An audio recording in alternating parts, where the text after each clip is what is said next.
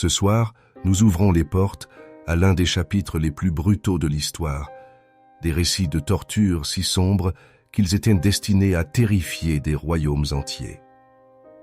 Louis XIV, le roi Soleil. L'histoire le retient comme le monarque le plus magnifique d'Europe, un homme qui se transforma en divinité vivante, le cœur étincelant de Versailles. Il dansait comme Apollon, parlait 5 langues et commandait des armées aussi facilement qu'il commandait l'adoration de milliers de courtisans. Pour ses sujets, il semblait intouchable, presque divin. Mais ce que les portraits dorés et les statues de marbre ne révèlent jamais, c'est la vérité plus sombre.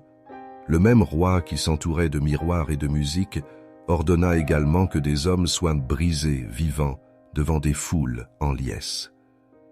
Le même souverain qui s'enveloppait de soie et d'or transforma les places publiques en théâtre d'agonie. Et sa scène d'horreur choisie fut la redoutable roue de l'écarteleur. Imaginez.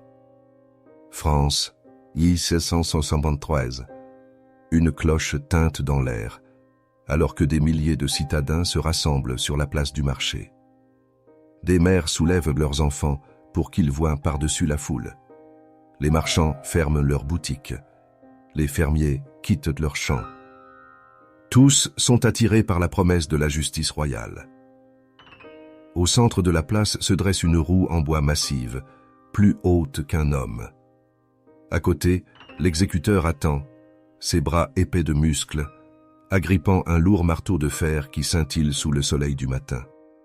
Puis arrive le condamné, enchaîné, pâle, tremblant. Son crime, vol et meurtre, une offense non seulement à la loi mais à la couronne elle-même. Sa punition, non pas une mort rapide, mais un lent démantèlement du corps, os par os, articulation par articulation. La foule se tait tandis que l'homme est attaché sur l'échafaud. Ses bras sont tendus, ses jambes tirées. L'exécuteur lève son marteau et d'un seul coup brutal, il s'abat. Un craquement répugnant résonne sur la place. Le tibia de l'homme s'est brisé comme du bois sec. Il hurle, un cri d'agonie pure, mais le marteau se lève déjà.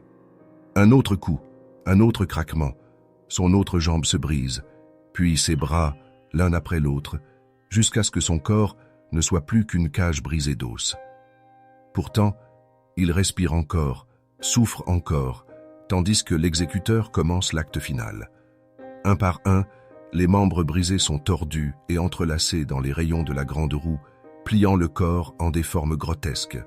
La roue est tissée à la verticale, dominant la foule comme un sinistre monument. Et là, il est suspendu, entre vie et mort.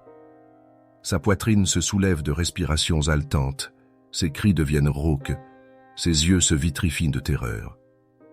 Les heures passent, parfois des jours. Des oiseaux descendent pour picorer sa chair. Des enfants pointent du doigt et rient tandis que des mères se signent. La foule est à la fois horrifiée et divertie, incapable de détourner le regard. Telle était la roue de l'écarteleur, le châtiment le plus redouté d'Europe. Et sous Louis XIV, c'était plus qu'une simple exécution. C'était une représentation. Le roi comprenait que le pouvoir ne concernait pas seulement les armées et les palais. Il s'agissait de la peur. En transformant la justice en spectacle, en faisant du châtiment un théâtre, il transforma la douleur en propagande.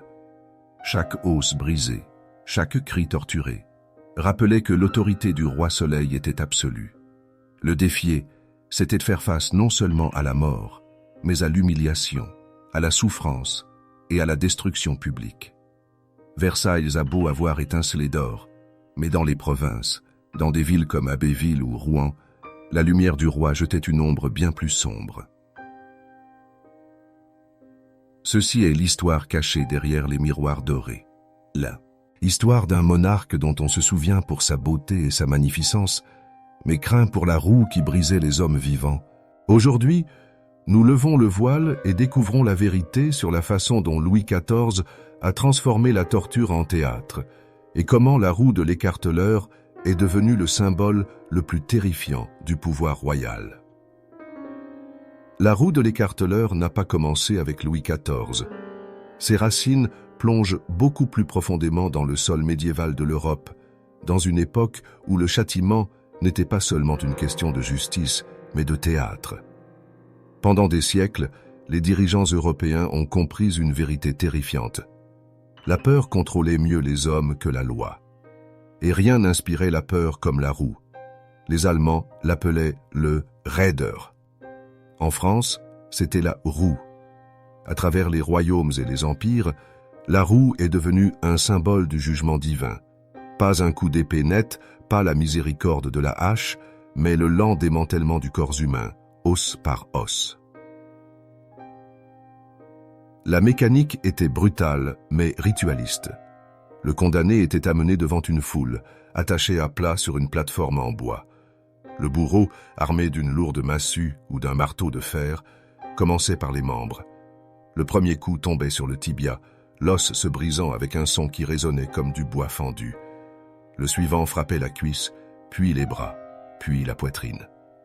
Chaque coup était soigneusement calculé, non pas pour tuer instantanément, mais pour prolonger l'agonie. Les registres médiévaux décrivent des bourreaux formés pour éviter les organes vitaux, s'assurant que la victime vivait assez longtemps pour ressentir chaque fracture, chaque rupture osseuse. Une fois le corps réduit en une ruine tordue, le bourreau enfilait les membres brisés à travers les rayons de la roue, les nouant comme des branches grotesques dans un cadre en bois. La roue était ensuite dressée à la verticale, ou dans certains cas clouée à un poteau, transformant le condamné en un épouvantat. Il vivant exposé pendant des heures, voire des jours, jusqu'à ce que la mort le réclame enfin. Le spectacle n'était pas accidentel, il était conçu. Dans un monde où l'alphabétisation était rare, les souverains avaient besoin d'images plus que de mots. Et quelle image pouvait parler plus fort qu'un homme suspendu dans l'agonie, son corps brisé, exposé à la vue de tous? La roue était un sermon en os et en sang, un sermon qui déclarait « Voilà ce qui arrive à ceux qui défient l'autorité ». Aucun livre, aucun discours, aucune proclamation ne pouvait graver le message plus profondément dans l'esprit du peuple que la vue du condamné se tordant contre le bois. Au XVIIe siècle, lorsque Louis XIV accéda au pouvoir, la roue de l'écarteleur était déjà devenue un rituel sinistre et perfectionné. Mais le roi Soleil, toujours maître de la performance, l'éleva à quelque chose de bien plus calculé. Louise était obsédée par le théâtre. Toute sa cour à Versailles fonctionnait comme une scène, chaque geste répété, chaque mouvement chorégraphié. Il comprenait la psychologie du spectacle mieux qu'aucun monarque avant lui. Il savait que le pouvoir n'était pas seulement détenu, il était exhibé. Et c'est ainsi qu'il transforma les exécutions en des représentations aussi minutieusement orchestrées que ses ballets. Considérez la France durant les premières années de son règne. Le pays était encore marqué par la rébellion, par les soulèvements sanglants de la Fronde, lorsque les nobles avaient osé défier l'autorité royale. Louis n'avait pas oublié la terreur d'avoir failli perdre son trône. Pour lui, le châtiment ne concernait pas seulement la justice. Il s'agissait de donner un exemple si dévastateur que personne n'oserait plus se rebeller. La roue de l'écarteleur devint l'instrument parfait. Elle était non seulement lente et terrifiante, mais publique. Elle rassemblait des milliers de personnes. Son nez, transformant la justice en une forme de communication de masse. Les registres de l'époque décrivent des exécutions qui attiraient des villes entières sur la place. Les fermiers abandonnaient leurs charrues. Les marchands fermaient leurs étals. Les mères amenaient leurs enfants, non pas pour les protéger de l'horreur, mais pour s'assurer qu'ils comprenaient le prix de la défiance. L'air se remplissait de l'odeur de la sueur, de la fumée et du sang, tandis que le marteau tombait encore et encore, tandis que les cris de la victime montaient, puis se brisaient en silence. Certaines victimes ne duraient que quelques heures avant que le choc ou la perte de sang ne mette fin à leur tourment. D'autres s'éternisaient pendant des jours, leur corps brisé toujours vivant, les yeux révulsés de douleur, les lèvres bougeant dans des prières désespérées, tandis que des oiseaux tourbillonnaient au-dessus d'eux.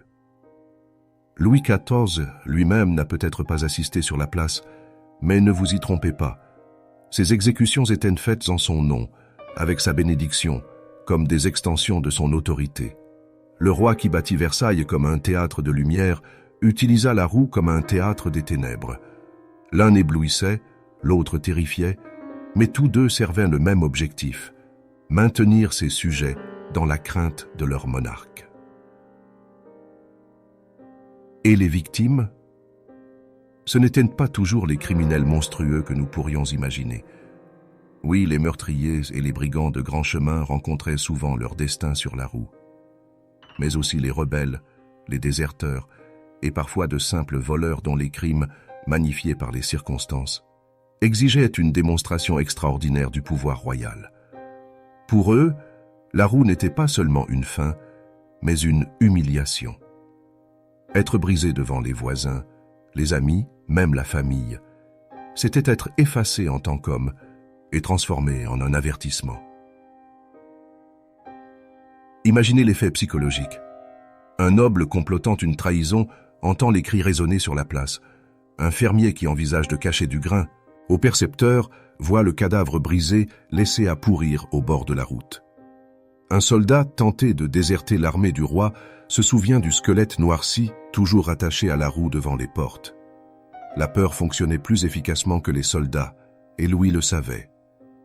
Ceci est le paradoxe du roi Soleil. L'histoire le retient pour son éclat, sa cour dorée, ses magnifiques ballets. Mais sous le faste, sous les lustres et les fontaines, il y avait une autre scène, éclairée non pas à la bougie mais par les flammes des torches, remplie non pas de musique, mais du son des eaux qui se brisent. Et sur cette scène, la roue de l'écarteleur délivrait un message plus puissant que n'importe quel décret royal. La justice du roi était absolue, et son ombre s'étendait plus loin que sa lumière. La roue de l'écarteleur n'était jamais juste un châtiment. C'était une performance, un rituel de la peur. Et pour comprendre toute son horreur, nous devons nous plonger dans l'une de ses mises en scène les plus infâmes. Bavière, 1771. Un homme nommé Matthias Klostermeier, connu dans l'histoire comme le Robin des Bois bavarois, fut confronté à la roue. Bien que cela se soit déroulé dans le Saint-Empire romain germanique plutôt qu'en France, le châtiment lui-même était le même. Son histoire nous montre exactement ce qu'auraient enduré les condamnés de Louis XIV jusqu'au dernier cri. Klostermeier était un bandit, un chef de hors-la-loi qui avait volé de riches marchands et échappé aux soldats pendant des années. Pour les pauvres, il était un héros populaire. Pour les autorités, il était une menace qui devait être détruite de la manière la plus spectaculaire possible. Ainsi, lorsqu'il fut finalement capturé, son destin était scellé. La sentence, être brisé vivant sur la roue. L'exécution fut mise en scène à Dillingen, devant une foule si nombreuse que les gens grimpaient aux arbres et sur les toux. It's juste pour voir. Les registres décrivent des milliers de personnes rassemblées, se serrant si fort que des enfants s'évanouissaient dans la bousculade. Des fermiers avaient voyagé des kilomètres. Des nobles étaient venus en carrosse. Tout le monde voulait assister à la destruction de l'homme qui avait trop longtemps bafoué l'autorité. Lorsque Klostermeier fut traîné sur la place, il était enchaîné et décharné, mais toujours défiant. Des témoins notèrent qu'il essayait de se tenir droit, mais ses chaînes cliquetaient à chaque pas. L'échafaud était prêt. La roue le surplombait comme un symbole de destin inévitable. Le bourreau s'approcha, une figure sombre armée d'une lourde barre de fer. Ses ordres étaient précis. Briser les os, mais ne pas tuer trop vite. Ce n'était pas censé être de la miséricorde, c'était censé être un spectacle. Le rituel commença. Klostermeier fut étendu à plat sur le sol, les bras et les jambes écartés. Le bourreau leva la barre haut et la battit avec une force qui fit trembler l'échafaud. Un craquement répugnant fendit l'air. Son tibia se brisa. La foule haleta, Certains reculèrent, mais d'autres acclamèrent. Encore une fois, la barre se leva. Encore une fois, elle retomba. Cette fois sur la cuisse. L'os se brisa sous le fer. Klostermaer hurla, mais le son fut englouti par le rugissement de milliers de personnes. Coups après coups suivirent. Ses bras, son autre jambe, ses côtes. Chaque frappe était soigneusement visée pour prolonger la vie, pour maximiser la souffrance. Au moment où le bourreau eut fini, le corps de Klostermaer était tordu, brisé en plus d'une douzaine d'endroits, pourtant il était encore en vie. Sa respiration se faisait par halètements courts et saccadés. Du sang s'écoulait de sa bouche. Ses yeux se révulsèrent, mais il s'accrochait à la conscience. Puis vint le deuxième acte. Le bourreau et ses assistants commencèrent à entrelacer les membres brisés à travers les rayons de la grande roue. Chaque mouvement forçait les os fracturés à se frotter les uns contre les autres, arrachant de nouveaux cris d'agonie. Une fois le TR avait terminé, le corps du hors-la-loi était étiré sur le bois dans une parodie grotesque de l'homme qu'il avait été autrefois. La roue fut hissée à la verticale, dominant la place, son corps brisé, exposé à la vue de tous. Et là il pendait, vivant, se tordant, un avertissement humain. Des témoins affirmèrent qu'il survécut près de 2 heures avant que la mort ne le réclame enfin. Pendant ces 2 heures, son corps fut un sermon vivant. Le message était clair. Aucun homme, aussi audacieux soit-il, ne pouvait défier l'autorité et échapper à la roue. Maintenant, imaginez ce même rituel en France sous Louis XIV. Les détails ont pu varier, mais l'essence était la même. Des places de ville remplies de milliers de personnes. Le condamné étendu sous les coups du marteau. Des os brisés non pas pour la seule justice, mais pour le théâtre de la terreur. La roue hissée haut comme un symbole de monarchie absolue, un message que le pouvoir du roi s'étendait non seulement au palais et aux champs de bataille, mais jusqu'à la moelle même des os de ses sujets. Et Louis comprenait la valeur de ce théâtre. Il avait vu la rébellion dans sa jeunesse. Il se souvenait du chaos de la Fronde lorsque les nobles avaient osé contester le pouvoir royal. Il savait que la rébellion n'était pas détruite seulement par les armées, mais par la peur. Chaque roue qui tournait, chaque corps laissé à pourrir à la vue de tous, rappelait au peuple que la défiance se terminait non seulement par la mort, mais par l'horreur. La roue de l'écarteleur n'était pas réservée aux grands criminels. Les registres montrent qu'en France, les brigands, les déserteurs et même les petits voleurs qui versaient le sang pouvaient se retrouver face à ce destin. Pour Louis XIV, peu importait que le condamné soit un simple bandit ou un noble traître. Ce qui importait, c'était le message que leur corps brisé enverrait. Imaginez être un fermier dans la France rurale. Vous entendez les cloches de l'église sonner, vous appelant sur la place. Vous arrivez et voyez un voisin, un homme que vous connaissiez, ligoté et brisé sur la roue. Son visage gonflé de douleur, son corps tordu au-delà de toute reconnaissance. Vous le regardez pendre pendant des heures, peut-être même des jours, jusqu'à ce que la mort l'emporte enfin. Vous rentrez chez vous, ébranlé jusqu'à l'âme, et vous racontez à vos enfants ce que vous avez vu. La leçon se transmet, la peur s'ancre génération après génération. Tel était le véritable génie et la véritable cruauté de la justice du roi Soleil. Versailles fut conçu pour inspirer l'admiration. La roue fut conçue pour inspirer la terreur. Ensemble, ils formèrent un système de contrôle parfait. L'admiration attirait les gens vers la lumière du roi, et la terreur les empêchait de jamais sortir de son ombre. Et pour Louis XIV, c'était là le véritable pouvoir de la monarchie. Non seulement la cour étincelante, non seulement les grands palais, mais la connaissance qu'à tout moment, il pouvait ordonner la roue, et les hommes seraient brisés aussi facilement que du verre sous un marteau. Au XVIIe siècle, la roue de l'écarteleur était devenue une vue familière à travers l'Europe, mais en France, elle portait un poids particulier. Ce n'était pas seulement une punition, c'était une proclamation de l'autorité du roi. Chaque fois que le marteau frappait un os, cela résonnait de la voix de la couronne. Et Louis XIV, le roi Soleil lui-même, comprenait cela mieux que quiconque. L'une des exécutions par la roue les plus infâmes en France eut lieu en 1576 dans la ville septentrionale d'Abbeville. Le condamné était Robert-François Damiens, un homme accusé non seulement de petit vol, mais de haute trahison. Il avait conspiré dans des complots qui menaçaient la stabilité de la couronne. Et pour Louis, cela exigeait plus qu'une mort rapide. Cela exigeait un spectacle. Damiens fut traîné sur la place, ligoté et entouré de soldats. Les habitants s'entassèrent, impatients et terrifiés, attendant que la justice du roi se déploie. Ce qui suivit fut l'une des exécutions les plus brutales de l'histoire française. L'homme fut brisé sur la roue, ses membres brisés l'un après l'autre, son corps étiré dans les rayons, laissé à crier sous les yeux attentifs de milliers de personnes. Pendant des heures, il s'éternisa, un spectacle vivant de ce qui attendait ceux qui osaient s'opposer à leur roi. Même les criminels ordinaires n'étaient pas épargnés de telles horreurs. À Paris, les voleurs qui versaient le sang lors de vols pouvaient se retrouver condamnés à la roue.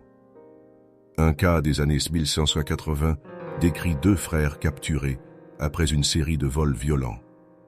Leur procès fut rapide, leur sentence absolue. La foule venue regarder remplissait la place de mur à mur. Tandis que le premier frère était brisé, le second fut contraint de regarder, entendant les craquements d'os, les cris de douleur, sachant qu'il suivrait quelques instants plus tard. Des témoins affirmèrent que le frère cadet s'évanouit avant son tour, pour être ranimé par des seaux d'eau froide afin que l'exécution puisse continuer. Les 2 corps finirent entrelacés dans des roues, hissés haut au-dessus de la foule comme de sinistres trophées de la justice royale. Mais ce n'étaient pas de simples punitions, c'étaient des performances politiques. Louis XIV comprenait que chaque corps brisé était un message. La France du XVIIe siècle était un royaume encore hanté par le souvenir de la rébellion.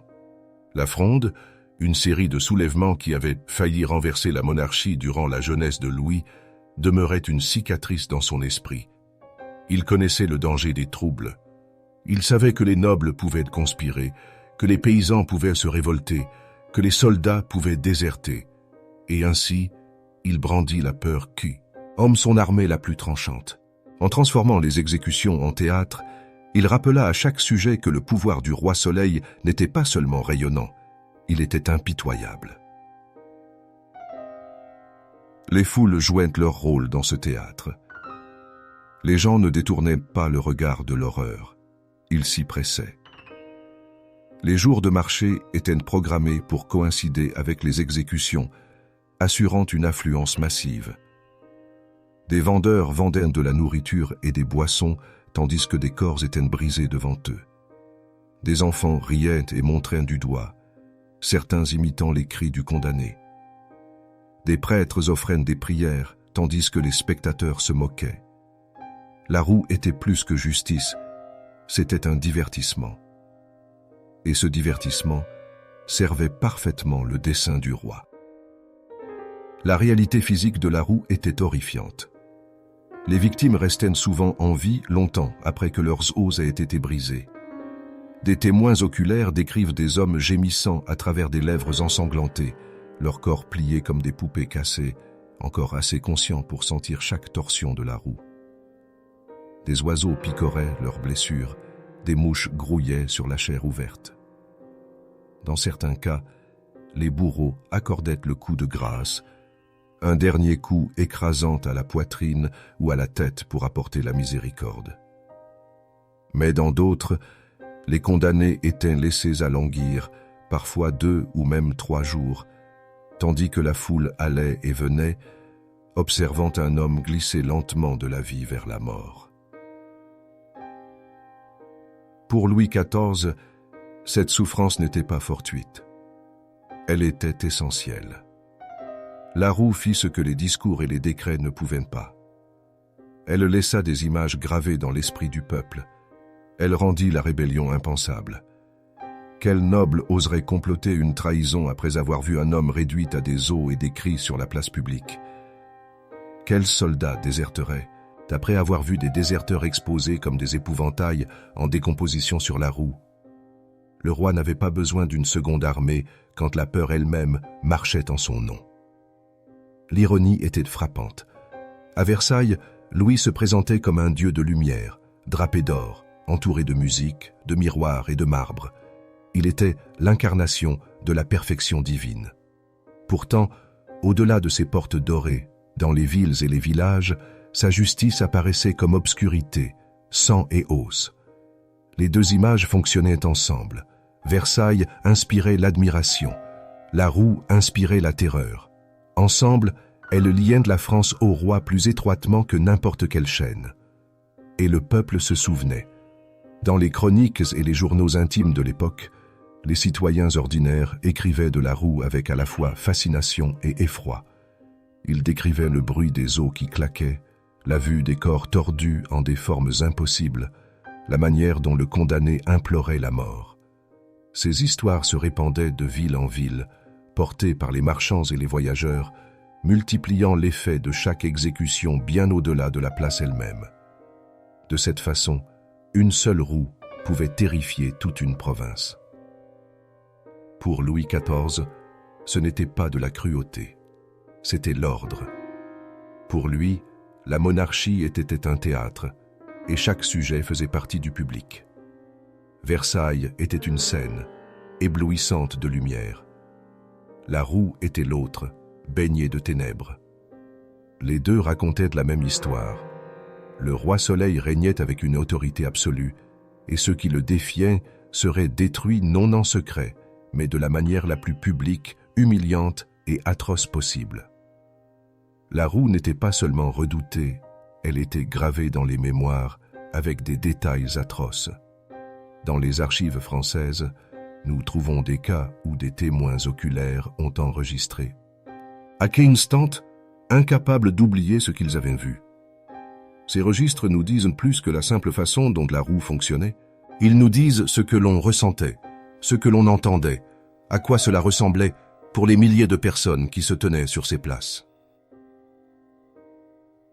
Prenons le cas d'Antoine Leblanc, un hors-la-loi français condamné à la fin du XVIIe siècle. Il avait tué lors d'un vol et, selon la loi de Louis XIV, verser le sang pendant un vol était suffisant pour condamner un homme à la roue. Le procès fut rapide, la sentence absolue. L'exécution, cependant, durerait beaucoup plus longtemps. Le matin de sa mort, les cloches de l'église sonnèrent à travers la ville. Des soldats marchèrent dans les rues, dirigeant la foule vers la place. Au moment où le blanc fut traîné hors de sa cellule, des milliers de personnes attendaient. Des témoins le décrivirent pâle, tremblant, mais s'accrochant encore à l'espoir. Il implora la miséricorde alors qu'il était étendu sur l'échafaud, mais la miséricorde ne faisait pas partie du rituel. Le bourreau leva son marteau et le premier coup s'abattit.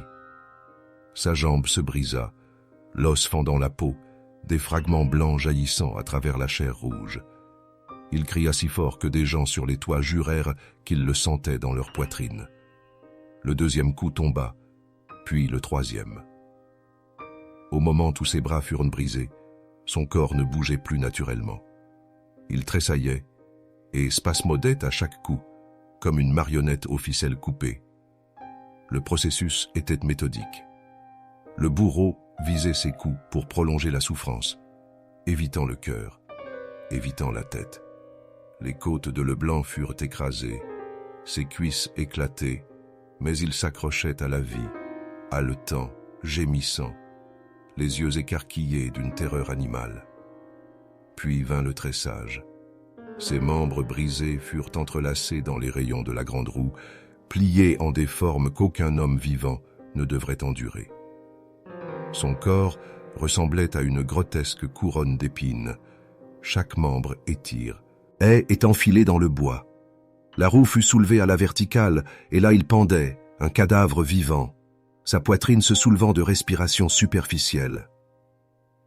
Pendant des heures, il s'éternisa. Le soleil monta à haut. La foule se déplaça, certains mangeant, d'autres riant, d'autres priant. Des enfants montraient du doigt la figure tordue, des mères chuchotaient des avertissements à leurs fils. Des mouches s'accumulèrent, des oiseaux fondirent, picorant les plaies ouvertes. Des témoins dirent que ses cris s'affaiblirent, sa bouche s'ouvrant et se fermant silencieusement, jusqu'à ce que finalement, tard dans l'après-midi, sa tête tombe en avant et le silence s'installe. Son corps resta exposé, laissé à pourrir, un avertissement squelettique qui perdura longtemps après que sa voix se fût éteinte. Telle était la véritable terreur de la roue. La mort elle-même n'était pas le châtiment. Le châtiment, c'était les heures, parfois les jours, passés à vivre comme un spectacle, être vu, raillé, hué, plaint, tout en voyant votre corps se briser sous le ciel ouvert. Et pour Louis XIV, ce n'était pas de la barbarie, c'était le pouvoir. Chaque cri résonnait de l'autorité du roi. Chaque os brisé murmurait le même message. La loi du roi Soleil était inébranlable. Mais l'horreur ne s'arrêtait pas à la mort du condamné. Les suites étaient tout aussi brutales. Les roues portant des corps brisés étaient laissées en place pendant des jours, parfois des semaines. Les voyageurs de passage voyaient des cadavres noircis, pendus comme des poupées cassées, leurs os tordus dans le bois, leurs visages figés dans des cris. Les fermiers les montraient du doigt comme des avertissements à leurs enfants.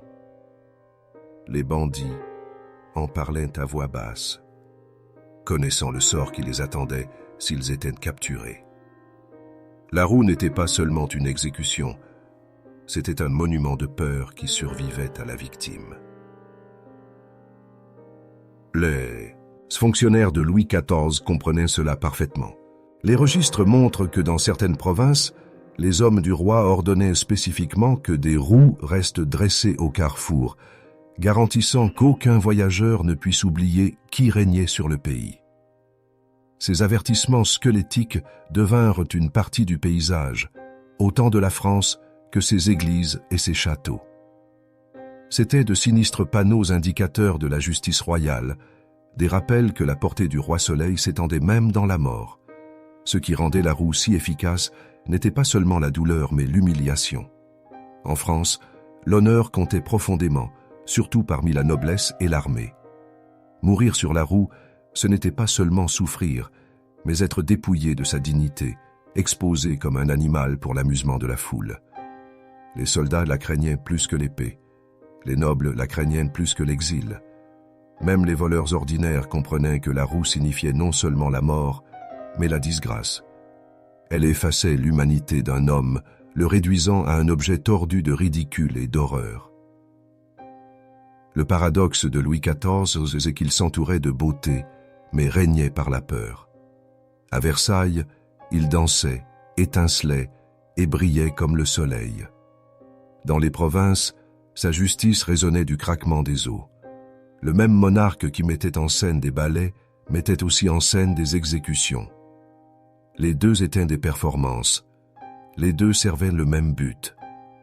Rappeler à ses sujets que le roi était absolu, que la résistance était futile et que ceux qui le défiaient seraient détruits corps et d'âme. Il est facile, des siècles plus tard, de regarder Versailles et de s'émerveiller de ses jardins, de ses miroirs, de ses fontaines. Mais pour vraiment comprendre le roi Soleil, il faut aussi regarder les roues qui tournaient sur les places de France. Voir non seulement la lumière de son règne, mais aussi l'ombre qu'il projetait. La roue était cette ombre, tournant sans fin dans l'esprit de ceux qui vivaient sous lui, un rappel que l'éclat du soleil pouvait aussi brûler. Vers la fin du XVIIe siècle, la roue de l'écarteleur était devenue plus qu'une punition en France.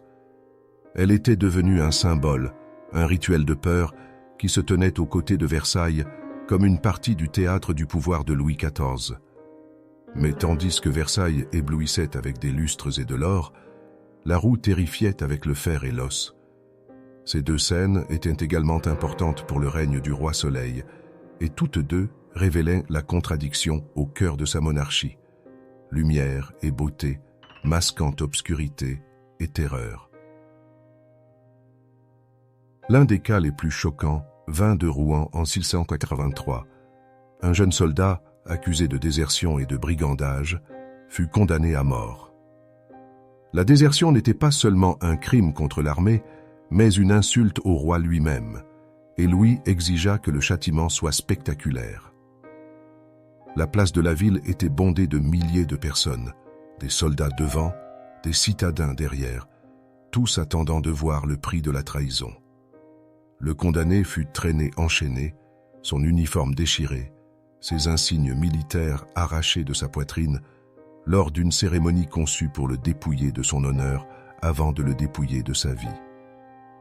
Il fut étendu sur l'échafaud, son corps allongé sous le soleil du matin. Le bourreau leva le marteau et l'abattit. Des témoins décrivirent le son. Un bruit sourd et craquant qui fit taire la foule pendant un battement de cœur, avant qu'une vague de halètements et de murmures ne la traverse. Le soldat cria, implora la miséricorde, mais la miséricorde était interdite. Ses membres furent brisés un par un, le marteau tombant avec une précision écœurante. Ses jambes se brisèrent, ses bras s'effondrèrent, ses côtes éclatèrent. Pourtant il vivait, respirant péniblement, les yeux écarquillés d'horreur. Son corps fut ensuite enfilé à travers les rayons de la roue, tordu en une parodie grotesque de la forme humaine. Hissé haut, il pendait comme une effigie brisée de loyauté trahie. Pendant des heures, il resta pendu là, gémissant, sa voix portant sur la place. Certains spectateurs pleuraient, d'autres raillaient. Des prêtres priaient à voix haute, l'exhortant à confesser. Finalement, près du coucher du soleil, le bourreau lui donna le coup de grâce, un coup écrasant à la poitrine qui mit fin à ses souffrances. Son corps resta exposé sur la roue pendant des jours, un avertissement à tout soldat qui pourrait un jour rêver de désertion. Le message était sans équivoque. Louis XIV exigeait non seulement l'obéissance, mais la soumission absolue. Désobéir, c'était être détruit, non en silence, mais publiquement, devant des milliers de personnes. La roue transformait le crime en spectacle, la souffrance en propagande. Elle assurait que la loyauté n'était pas seulement une question d'honneur, mais de survie. Le pouvoir psychologique de la roue ne peut être surestimé. Voir un homme brisé de cette manière, c'était être témoin de la destruction de l'humanité elle-même. Les condamnés n'étaient pas tués comme des hommes, ils étaient défaits, démantelés pièce par pièce jusqu'à devenir des objets. Telle était l'essence du châtiment, non pas seulement mettre fin à une vie, mais effacer la dignité, réduire le corps à un message gravé dans la chair et l'os. Louis XIV ne leva jamais le marteau lui-même, mais chaque coup était frappé en son nom. Chaque cri était un écho de sa volonté. Il avait appris jeune, pendant les soulèvements de la Fronde, que le pouvoir était fragile, que les rois pouvaient être contestés, que la rébellion pouvait ébranler les trônes. Il n'oublia jamais la peur d'être défié. Et ainsi, il régna non seulement avec splendeur, mais avec terreur. Versailles et la roue étaient les deux faces d'une même pièce, l'une éblouissante de lumière, l'autre dégoulinante de sang. Ensemble, elles créèrent un système de contrôle qu'aucun sujet ne pouvait ignorer. À la fin de son règne, la roue avait coûté des milliers de vies à travers la France. Bandits, meurtriers, rebelles, déserteurs, tous furent transformés en exemples. Leurs corps tordus, leurs morts prolongées, leurs souffrances magnifiées par les yeux de la foule. Et les foules se souvenaient. Elles racontaient des histoires de cris, d'os qui craquent, d'oiseaux se nourrissant des vivants encore. Ces histoires voyagèrent à travers les villages, répandant l'ombre de la roue plus loin que l'exécution elle-même. De cette manière, la mort d'un seul homme contrôlait l'esprit de milliers. Pourtant, l'histoire regorge d'ironie. Malgré tout son éclat, toute sa magnificence, Louis XIV ne put échapper lui-même à la déchéance. Il transforma les hommes en spectacle de souffrance, et à la fin, son propre corps devint un spectacle de pourriture et de maladie. Le roi Soleil qui brisait les autres fut lui-même consumé par la gangrène, sa chair pourrissant, son corps sentant si mauvais que les courtisans s'évanouissaient en sa présence. Tout comme la roue réduisait les hommes à des avertissements, le propre déclin de Louis devint un avertissement, que même les rois, même les dieux de lumière, ne peuvent échapper à l'ombre de la mortalité.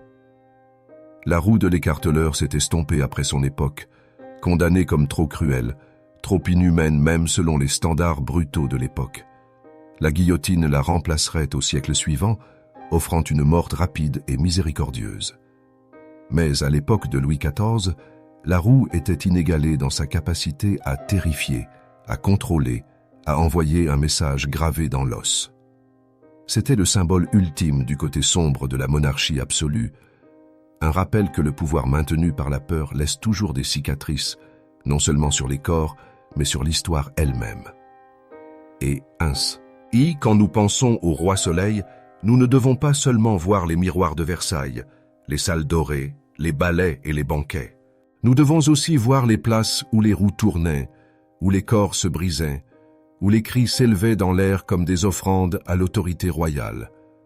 Car en fin de compte, l'éclat de son règne ne peut être séparé de la brutalité de sa justice. Lumière et ombre, or et sang. Voilà Louis XIV. Tel était le véritable théâtre du roi Soleil. Voici donc le roi Soleil. Louis XIV, l'homme qui construisit Versailles pour aveugler le monde d'or et de miroirs, l'homme qui dansa comme Apollon et se prétendit choisi par Dieu lui-même. Pour ses sujets, il semblait intouchable, éternel, rayonnant comme le soleil. Mais derrière les éclats, derrière les ballets et les fontaines, il y avait une autre vérité. Son trône n'était pas soutenu seulement par le marbre et la musique. Il était soutenu par la peur, et la roue de l'écarteleur était l'arme la plus affûtée de cette peur. Pensez à ce que signifiait vivre sous son règne. Voir la roue dressée sur la place, un homme tordu dans ses rayons, ses cris résonnant dans les rues, son corps laissé à pourrir pendant des jours, tandis que des enfants montraient du doigt et que des mères chuchotaient des avertissements. Marcher devant cette horreur et savoir, au fond de soi, que ce n'était pas seulement une punition pour un seul homme, c'était un message pour tous. Défier le roi, c'était risquer le même sort. Le contrarier, c'était être brisé, non seulement dans son corps, mais dans sa dignité. Louis le comprenait parfaitement. Versailles fut construit pour inspirer l'admiration, pour faire croire aux gens qu'il était divin.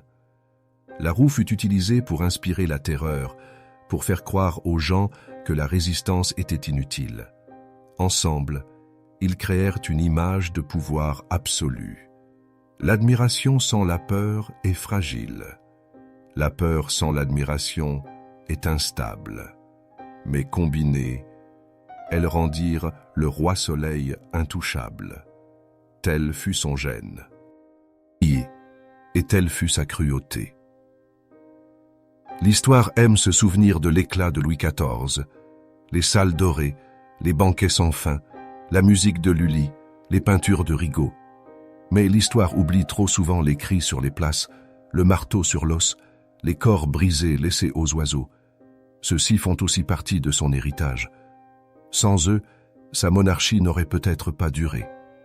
Sans eux, la lumière du roi Soleil n'aurait peut-être pas brillé si longtemps. Et pourtant, l'ironie est amère. Le roi qui utilisa la roue pour briser des hommes fut lui-même brisé. Non par un bourreau, mais par le temps, par la maladie, par la décomposition. Son propre corps pourrissait de son vivant, sa chair empestait, ses courtisans s'évanouissaient en sa présence. Le roi Soleil, qui avait transformé d'autres en spectacles publics d'agonie, devint lui-même un tel spectacle. Même le plus grand trône ne peut protéger contre la roue de la mortalité. C'est pourquoi l'histoire de la roue de l'écarteleur est plus que de l'histoire. C'est un rappel que le pouvoir absolu est toujours équilibré par une vulnérabilité absolue, que les rois qui se croient des dieux saignent toujours, pourrissent toujours, meurent toujours, et que les symboles de peur qu'ils utilisent contre les autres finiront un jour par les hanter. Alors la prochaine fois que vous entendrez le nom de Louis XIV, n'imaginez pas seulement Versailles, n'imaginez pas seulement l'or et la gloire, imaginez la place, imaginez le marteau, imaginez les cris qui s'élevaient vers le ciel tandis que la roue tournait, portant le poids de la monarchie absolue. Cela aussi, c'est l'héritage du roi Soleil. Si ce côté caché de l'histoire vous a choqué, si cela vous a ouvert les yeux sur la vérité derrière le masque doré de la monarchie, alors ne le gardez pas pour vous. Appuyez sur ce bouton « J'aime » pour que plus de gens puissent découvrir ce que les manuels scolaires omettent.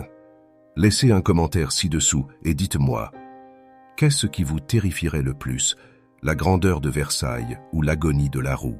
Et si vous voulez entendre d'autres vérités sombres, d'autres histoires enfouies derrière les façades scintillantes de l'histoire, assurez-vous de vous abonner et d'activer les notifications. Car ce que vous avez vu aujourd'hui n'est qu'un chapitre. Il y en a d'innombrables d'autres qui attendent d'être découverts. Ce n'est pas l'histoire qu'on enseigne dans les écoles, c'est l'histoire qu'ils ont essayé d'enfouir. Et ensemble, nous la déterrons, os par os, cri par cri.